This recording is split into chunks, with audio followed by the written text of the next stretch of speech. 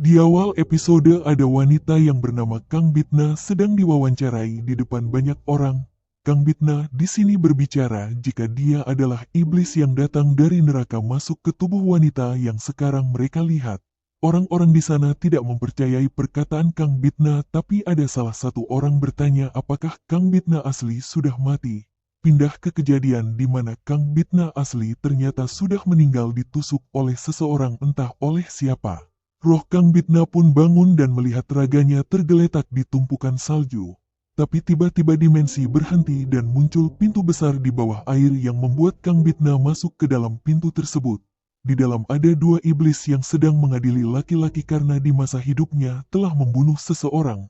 Orang tersebut pun diberi tanda di dahinya dan dimasukkan ke dalam neraka. Setelah itu dua iblis tersebut merasa aneh dengan keberadaan Kang Bitna di sana dikarenakan Kang Bitna tidak ada dalam daftar orang yang akan mereka hukum dan diadili. Walau mereka merasa aneh, tapi tetap saja Kang Bitna diadili dan diberi tanda, setelah itu dimasukkan langsung ke dalam neraka. Karena kecerobohan mereka tadi tidak lama datang seorang laki-laki yang bernama Bael yang marah karena mereka memasukkan Kang Bitna ke dalam neraka sebelum mereka mencari kebenaran terlebih dahulu. Dua iblis tersebut bernama Justitian dan Falak. Bael akhirnya menghukum mereka dengan cara menurunkan Justitian dan Falak ke dunia manusia. Mereka berdua akan kembali jika di dunia manusia Justitian bisa mengadili dan menghukum 10 orang yang tidak menyesal telah membunuh orang lain. Bael juga menyuruh Justitian membunuh 10 orang tersebut dan membawa arwahnya ke dalam neraka untuk dihukum seberat-beratnya.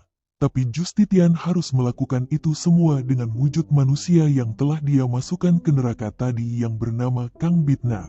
Justitian hanya mempunyai waktu selama 1 tahun, jika tidak menyelesaikan misinya maka dia akan mati saat itu juga. Di dunia manusia Justitian membaca pikiran Kang Bitna yang telah mati dan ternyata Kang Bitna adalah korban pembunuhan bukan seorang pembunuh. Setelah itu Justitian masuk ke tubuh Kang Bitna, dia juga merasa senang karena Kang Bitna seorang jaksa yang bisa memudahkan dirinya menyelesaikan misinya di dunia manusia. Pindah kembali ke tubuh Kang Bitna yang dirasuki oleh Justitian melanjutkan pembicaraannya, apakah mereka semua percaya dengan apa yang dia katakan tadi. The Judge from Hell episode 1 pun dimulai. Di awal episode 1 kita diperlihatkan dengan Justitian yang telah masuk ke tubuh Kang Bitna sedang menjadi hakim atas kasus kekerasan yang dilakukan oleh laki-laki yang bernama Han Daon. Dia adalah seorang polisi. Han Daon di sini tidak membawa pengacara untuk membela dirinya dan berkata kepada Kang Bitna jika benar keadilan masih ada maka hukum akan melindunginya, karena itu dia tidak membawa pengacara. Lalu Kang Bitna bertanya kenapa Han Daon bisa dilaporkan oleh orang lain karena kasus kekerasan.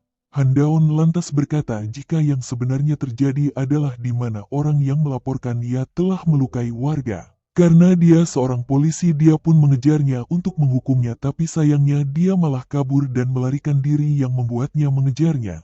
Setelah terpojok, laki-laki tersebut menodongkan senjata tajam terhadap Han Daon. Melihat itu Han Daon menendang senjata tajam tersebut di tangan laki-laki itu dan langsung membawanya ke kantor polisi. Han Daon juga berkata bukannya dihukum orang tersebut, malah dibebaskan dengan denda kecil dikarenakan orang tuanya adalah seseorang yang berpengaruh di Korea. Mendengar itu dengan polosnya Kang Bitna berkata jika harusnya Han Daon mematahkan langsung tangannya sekalian. Setelah tahu yang sebenarnya terjadi, Kang Bitna memutuskan jika Han Daon tidak bersalah dan dibebaskan. Setelah sidang tadi selesai, Han Daon mendatangi Kang Bitna untuk berterima kasih. Tapi karena Kang Bitna sedang terburu-buru, dia malah mengasih semua barangnya dan menyuruh Han Daon menyimpannya di kantor divisi pidana di lantai 5. Setelah itu dia pergi dengan terburu-buru. Han Daon hanya tersenyum karena walau Kang Bitna terlihat sangat mencintai keadilan, tapi dia sangat teledor memberikan barangnya ke orang yang baru dia temui. Kang Bitna ternyata mendatangi seorang wanita yang bernama Minjong di dalam gereja. Merasa ada yang janggal, Kang Bitna mendatangi Minjong dan berkata jika dia adalah orang yang akan menangani kasus kekerasan yang dilakukan mantan pacarnya terhadap Minjong. Kang Bitna juga bertanya terhadap Minjong kenapa Minjong membuat surat pernyataan terhadap polisi jika kasus kekerasan yang dilakukan mantan pacarnya terhadapnya dihapus, padahal Minjong telah disakiti oleh mantan pacarnya. Dengan muka panik Minjong lantas pergi dari hadapan Kang Bitna yang sedang bertanya terhadapnya. Melihat Minjong pergi, Kang Bitna mengejarnya, tapi pada akhirnya Kang Bitna ditangkap polisi karena telah membuntuti Minjong dari tadi. Untungnya di kantor polisi Kang Bitna bertemu dengan Handaon yang membuat kesalahpahaman tadi diselesaikan. Di kantor polisi Handaon bertanya terhadap Kang Bitna kenapa Kang Bitna mengikuti Minjong tadi. Kang Bitan menjawab sepertinya Minjong menyembunyikan sesuatu yang membuatnya ingin membebaskan mantan pacarnya walau dia telah menjadi korban kekerasan. Mendengar itu Handaon pun meminta agar Kang Bitna membantu Minjong dikarenakan dia juga sedang ingin memecahkan kasus tersebut dengan keluarga Minjong. Keesokan harinya sidang atas kekerasan terhadap Minjong dimulai dengan pengacara dari keluarga Minjong menunjukkan bukti kekerasan pacar Minjong terhadap Minjong. Melihat foto-foto tersebut, pacar Minjong yang bernama Jongjun beralasan jika dia melakukan semua itu dengan tidak sadar dikarenakan Minjong memutuskannya padahal dia masih sangat sayang terhadap Minjong. Dengan berakting menangis Jongjun berkata jika dia lebih baik mati dengan Minjong daripada harus putus dengan Minjong. Karena muak melihat Jongjun menangis, Kang Bitna menghentikan sidangnya dan akan dilanjutkan keesokan harinya di sidang vonis. Selesainya sidang tadi, Jongjun mengejek orang tua Minjong dengan cara memberi senyuman mengejek dan di sana juga ada Handaon yang melihatnya. Pindah scene ke Kang Bitna yang sedang berbicara dengan orang tua Minjong di salah satu restoran. Di sini Kang Bitna meminta orang tua Minjong menceritakan semua kejadian yang menimpa anaknya agar dia bisa membantu kasus yang terjadi terhadap Minjong. Orang tua Minjong pun membicarakan semua kebenaran yang menimpa anaknya yang dimana Minjong sering disakiti dan dianiaya oleh Jongjun. Tapi Minjong enggan melaporkannya dikarenakan dia sangat takut terhadap Jongjun. Minjong juga melarang orang tuanya melaporkan Jongjun ke polisi karena saking takutnya.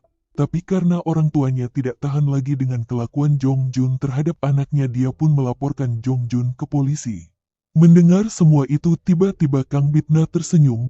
Kang Bitna juga berpura-pura menangis dan berkata pada orang tua Minjong jika dia pasti akan menghukum Jongjun dengan seberat-beratnya nanti di pengadilan. Orang tua Minjong lantas berterima kasih karena Kang Bitna telah membantu kasus anaknya. Tapi di saat hari vonis, Kang Bitna dengan anehnya membebaskan Jongjun dan hanya memberi denda kecil terhadap Jongjun. Mendengar itu orang tua Minjong terdiam karena apa yang dikatakan Kang Bitna kemarin tidak sesuai dengan sekarang. Handaon juga merasa aneh kenapa Kang Bitna melakukan itu padahal yang Handaon tahu Kang Bitna sangat menjunjung tinggi keadilan. Setelah sidang vonis selesai, tapi anehnya di sini Kang Bitna sampai berhari-hari menunggu kabar dari Jongjun agar melakukan sesuatu terhadap Minjong.